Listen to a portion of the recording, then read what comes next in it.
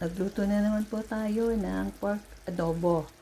At yung ating pong leftover na chicken na nakalagay po sa tinola ay hinalo ko na po para hindi po masayang kasi nagsawa na po sila sa tinola. Hindi na po pinapansin yung laman. Kaya nung mag-adobo po ko ng pork ay sinama ko na po.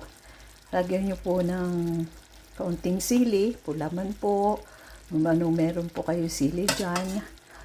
Siling haba. Sa atin po ay mahal po to. Maging dito din po. Mahal din po ang mga sili. So, kung may mga mayroon, pwede po natin gawa ng paraan.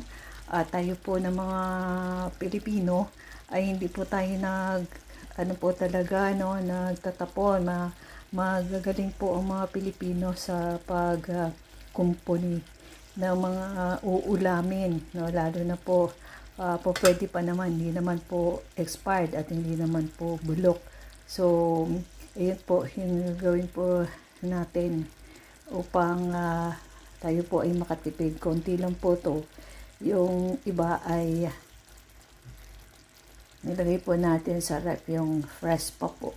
So, nag-ano lang po tayo kasi dito po sa bahay ay konti lang po ang kumakain ng pork, no? Ang kumakain ng pork ay yung anak ko lang. Siya lang po mag-isa. At ako, paminsan-minsan po kakain din po ako. So, nakakasawa po, no? So, gawat po tayo ng mga bagay-bagay na mapasarap. Masarap naman daw po, no? So, maraming salamat. Yun na po. God bless sa inyong lahat.